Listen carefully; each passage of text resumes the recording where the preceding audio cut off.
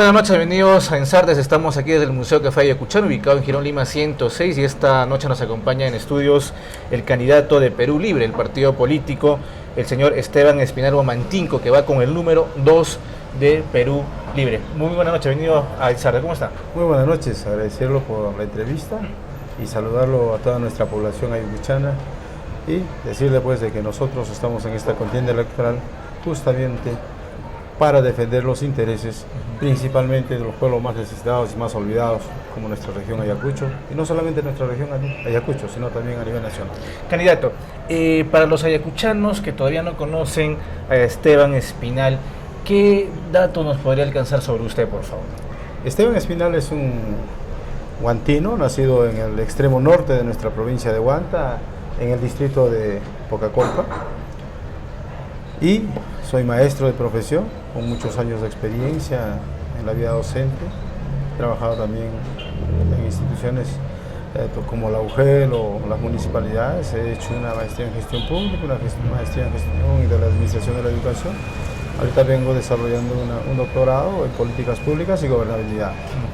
Ahora, dentro de su profesión, ¿usted también ha tenido experiencia en gestión pública? Efectivamente, sí. He sido gerente en dos municipalidades, una en la municipalidad distrital de Sibia y otra en otra municipalidad fuera de nuestra región. También hemos ocupado los cargos de subgerente de desarrollo social. Entonces hemos estado ligados siempre al tema de gestión pública. Ahora, ¿cómo así usted llega a Perú Libre? ¿Usted es militante, simpatizante, invitado, designado del partido político Perú Libre? Yo soy militante.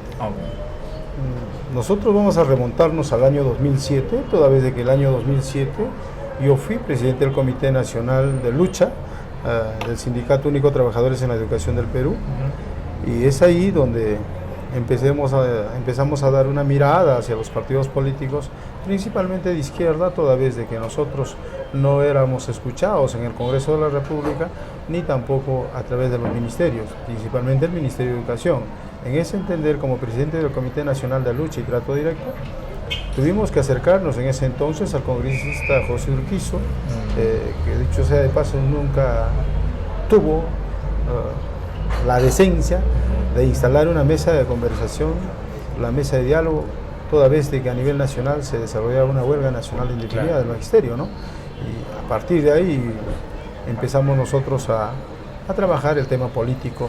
Nosotros siempre hemos estado más ligados a las organizaciones sociales de base, jamás en el tema político electorero, pero era necesario y es necesario que desde el año 2007 a la fecha hemos ido trabajando este proyecto, y a partir de ahí es de que nosotros estamos como candidatos en el partido político Perú Libre. Ahora, eso es interesante saberlo porque muchas veces los candidatos en Ayacucho normalmente han estado pues saltando de partido en partido, ¿no? Y buscando el oportunismo momentáneo de cada elección. En su caso no es así. En mi caso no es así. Usted podrá revisar mi hoja de vida. Yo no he pertenecido a ningún partido político a lo largo de mi vida, pero es necesario, sí es necesario entrar a la ley electoral, toda vez de que nuestros representantes congresales no han sido capaces de generar expectativas, no han sido capaces de generar principalmente leyes que estén a favor de nuestras grandes mayorías. En ese entender y en ese sentido es que nosotros sí vamos a trabajar por nuestros pueblos olvidados, por nuestros pueblos que jamás han tenido acceso, por ejemplo, a muchas cosas, muchos proyectos. El día de ayer, por ejemplo, retornaba del GRAE y hay una preocupación, la ley 1142, una ley que viene satanizando a nuestros hermanos agricultores del GRAE. O sea, usted sabe que el terreno que ellos disponen, 1 hectárea o media hectárea, no es factible para la producción del café en la parte alta. Lo digo esto porque mis padres se han dedicado toda una vida a la producción del café. Nosotros nos hemos dedicado y nos hemos educado gracias a la producción del café. Y hay una preocupación toda vez de que aquel agricultor que siembra 1/4 hectárea, media hectárea o 1 hectárea de hoja de coca va a ser considerado como el último eslabón de la cadena de la producción de la cocaína. Y de por cierto, dicho sea de paso, estos agricultores tendrán que ir a cárcel. Entonces no podemos permitir que haya leyes que criminalicen la actividad económica de nuestros hermanos, por ejemplo, en la zona del GRAE, ¿no? Ese es un punto que debemos poner mucho cuidado para nuestros hermanos, no solamente del BRAE, sino también de las cuencas cocaleras a nivel nacional. En ese caso, el trabajo de Devida, que ha estado realizando básicamente en la zona BRAE, haciendo la intervención forzosa, por así decirlo, en la erradicación de hoja de coca, ¿usted considera que ha sido un trabajo adecuado, consciente del gobierno central, o ha habido intereses externos en perjudicar la hoja de coca? Mira, hay que entender de que Devida tiene muchos años de presencia en el BRAE, pero en estos años de presencia, ustedes que son jóvenes, estudiantes o profesionales, muchos de nosotros ayacuchanos hemos visitado el BRAE y sabemos de que debido a su presencia se dice que son millones de gastos en Devida. Así es. Pero sin embargo, la presencia en el BRAE, en nuestros hermanos agricultores, ¿es efectiva o no es efectiva? Vemos que no es efectiva. Entonces, Devida, por ejemplo, financia el mantenimiento vial de algunas carreteras por 200.000, 300.000, hasta $500.000 de soles. Pero no es suficiente, toda vez de que estas carreteras, su capa asfáltica o su asfalto, perdón, el trabajo que ponen ahí es de 7 centímetros, cuando lo normal debe ser entre 12 a 15 centímetros, ¿no? Entonces, no está quedando bien. Exacto. Tiene una temporada de lluvia como la que suele pasar, ¿no? Siempre, ¿no? Entonces, pasan los camiones, pasan los vehículos y inmediatamente se están deteriorando estas vías de comunicación. Entonces, no le estamos dando condiciones a nuestros hermanos del BRAE. Otro, hay hermanos del BRAE que tienen solamente media hectárea, un cuarto de hectárea, una hectárea de hoja de coca. Más no tienen, más terreno no tienen, que se dedican a ello. Entonces, ¿cómo tú le puedes decir que a nuestro hermano de un cuarto de hectárea, media hectárea, o en el peor de los casos una hectárea, que siembra el café, pueda tener recursos durante lo que le resta el año? Toda vez que hay que entender de que el café se produce a partir de febrero a julio, y el resto del medio año, ¿de qué vive nuestro hermano campesino, nuestro hermano agricultor? Entonces, tenemos que entender de que nuestros hermanos del BRAE, gracias a la producción de la hoja de coca, educan a sus hijos, educan a sus familias y tienen un pan que llevar a la boca. Así es. Pero también tenemos que tener en cuenta lo siguiente, que es necesario generarle una ley para la industrialización de la hoja de coca. No podemos permitir también que esta hoja de coca vaya a parar a personas en este caso el narcotráfico, ¿no? Porque tenemos que reglamentarlo, tenemos que darle condiciones a nuestro agricultor, darle reglamentación a este proyecto de ley de la industrialización de la hoja de coca, que nos va a permitir que esta hoja no se desvíe al narcotráfico. Tenemos que cuidar eso, tenemos que cuidar a nuestros jóvenes que no caigan en el tema del consumo de drogas. Así es. Ok, candidato, vamos a hacer un corte comercial y vamos a regresar para conversar con usted en relación a cuáles son las propuestas que tiene Perú Libre como bancada, porque usted sabe perfectamente que en esta legislatura de 2 periodos, que es muy cortito, no va a haber pues mucho tiempo como para poder hacer cambios muy sustanciales, pero sí podría generarse bases de muchas propuestas a nivel nacional. Así que vamos a un corte comercial y regresamos rapidísimo para seguir conversando aquí desde el Museo Café Ayacuchano con Esteban Espinal Mantingo, candidato número 2 del partido político Perú Libre. Un nuevo peruano, una nueva ilusión, con esperanza, convicción y un mismo color. Dame tu mano, nuevo peruano, y juntos. Este 26 de enero, marca la M del Partido Morado y escribe el 1 y el 2. Hola, soy Fiorella Bendezú, la número 2 de Acción Popular. Como propuesta legislativa planteamos impulsar un proyecto de ley que fortalezca una verdadera educación en valores. Retomar cursos de cívica, familia y psicología nos darán buenos resultados. De nada nos sirve tener profesionales con doctorados y maestrías carentes de valores para que terminen en la cárcel. El verdadero cambio y desarrollo de nuestro Perú está en la educación.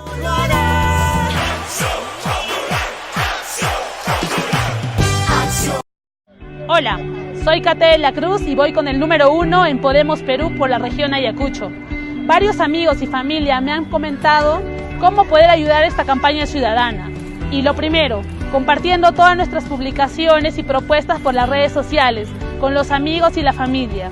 Segundo, apoyándonos, conversando con la gente, con los vecinos y vecinas de la región Ayacucho, llevando nuestra voz y llevando nuestras propuestas para que los mismos de siempre no nos vuelvan a gobernar ni a representar. Y lo tercero, si quieres apoyarnos económicamente para que esta campaña pueda llegar a más personas, puedes hacerlo depositando a este número de cuenta. Todo lo recaudado será finalmente rendido cuando culmine la campaña, porque nosotros no le debemos nada a nadie, solamente a ustedes. Recuerden, amigos, que esta campaña lo venimos haciendo todas aquellas personas que no queremos que los grandes grupos de poder se impongan y sigan gobernando nuestra región, porque lo más importante es el poder de la gente, de ustedes. Es su decisión poder cambiar el destino de nuestro país. Podemos Perú, podemos Perú, podemos Perú, podemos Perú.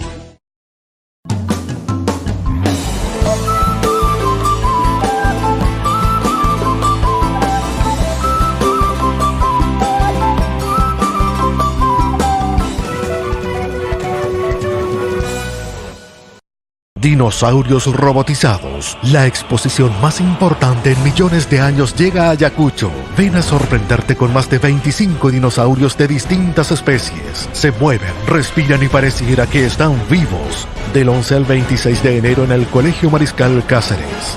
Dinosaurios robotizados. Y retornamos aquí desde el Museo Café Ayacuchano, ubicado en Girón Lima 106. Estamos conversando con el candidato número 2, Esteban Espinal Mantingo, que va con el partido político Perú Libre para estas elecciones del 26 de enero. Candidato, ¿cuáles son la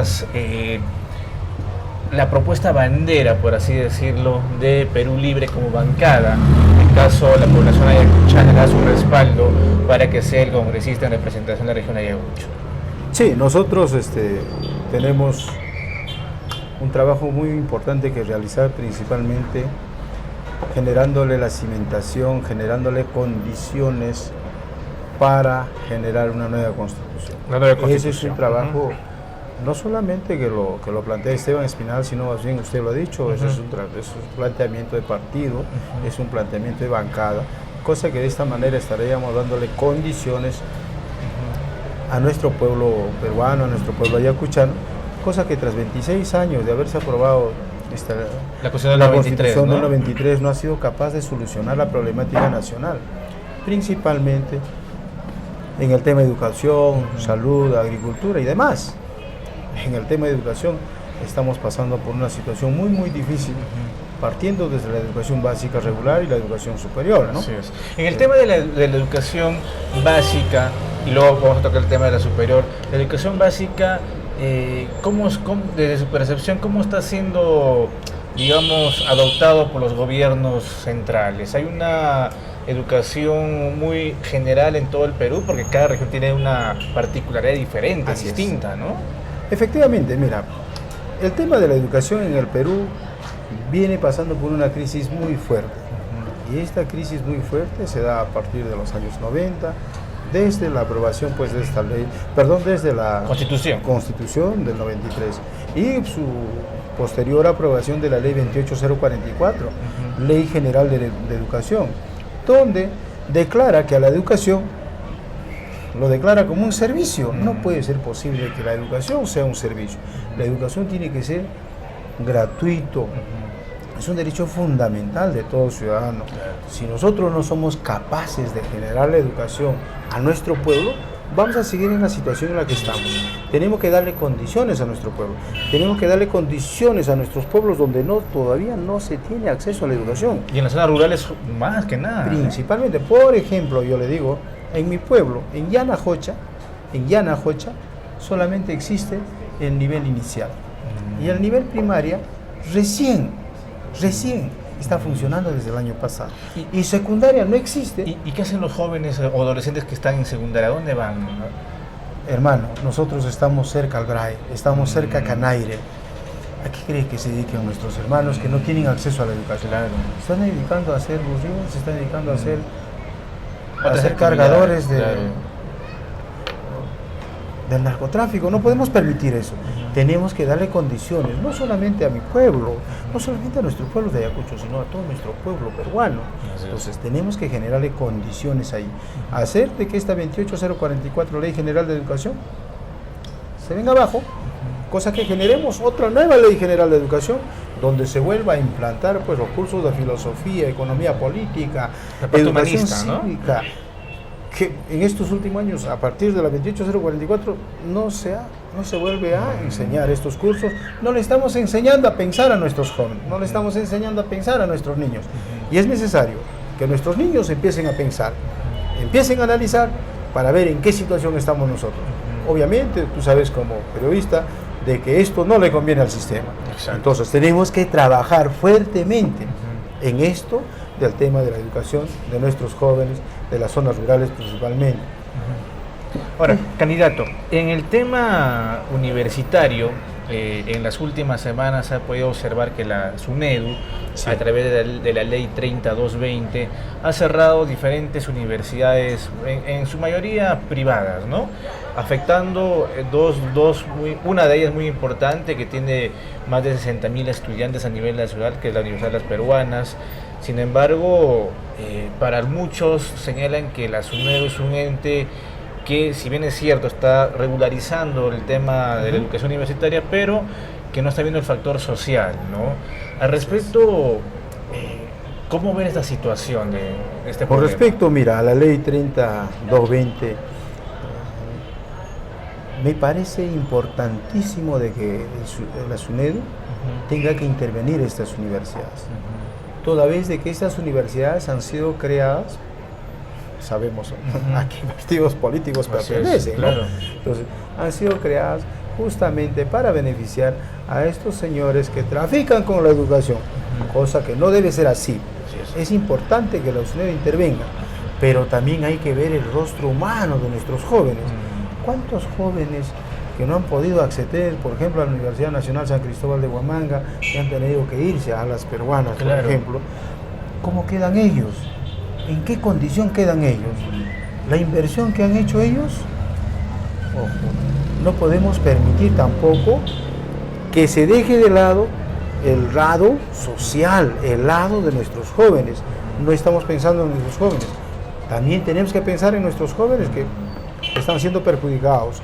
Está muy bien, es correcto de que la SUNEDU intervenga, pero sin embargo también tiene que ver cómo le damos la solución, cómo solucionamos esta problemática que le generamos. Son más de 65.000 jóvenes solamente de esta universidad, y con otras universidades estamos pasando un fuerte número de... Entonces tenemos que hacer de que desde el Congreso de la República se genere un proyecto de ley para poner en salvaguarda de estos jóvenes. Hacer de que estos jóvenes pasen pues a otras universidades estatales, ¿no? No podemos perjudicarlos.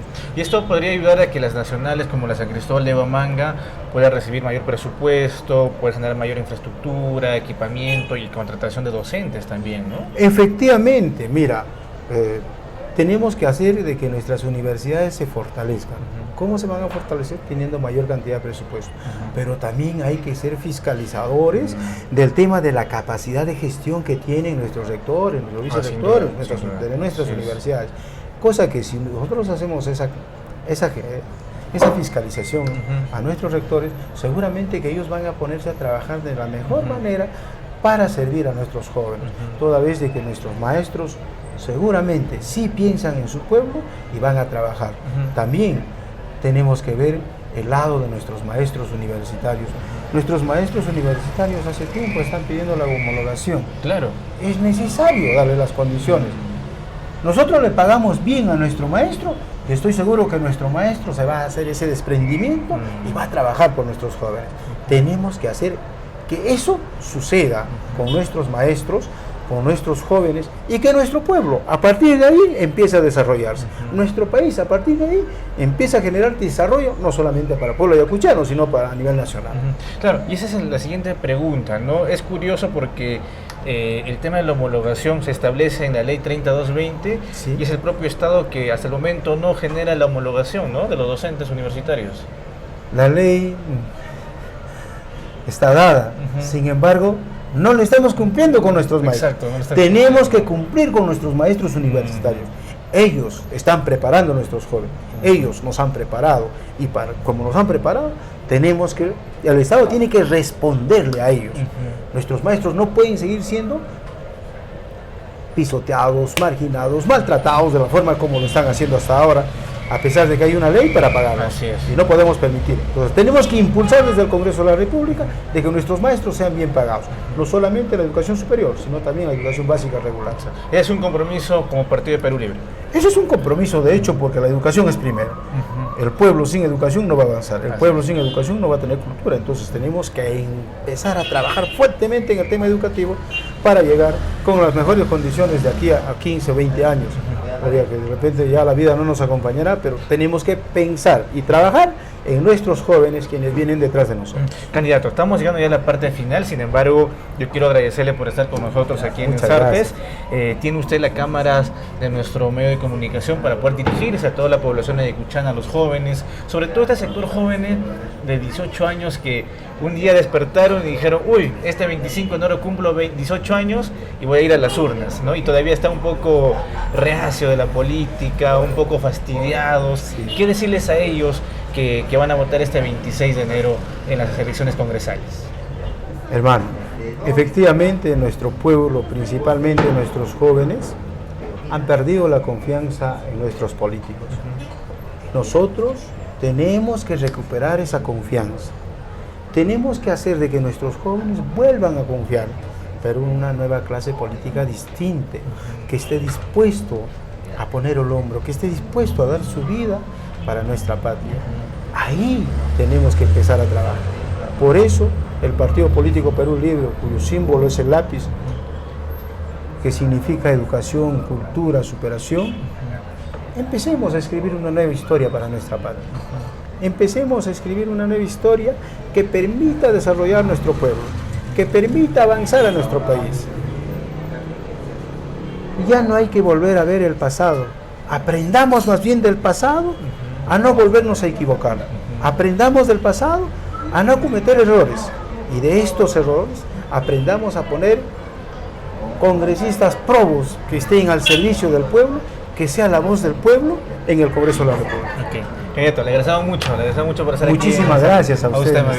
Ha sido el candidato Esteban Espinaro Mantinco, candidato número 2 del Partido Político Perú Libre, que va para las contiendas congresales del próximo 26 de enero. Hemos llegado a la parte final, nos despedimos y regresamos el día de mañana a partir de las 8:30 de la noche, obviamente aquí desde el Museo Café de Ayacuchano, ubicado en Girón Lima 106. Buenas noches.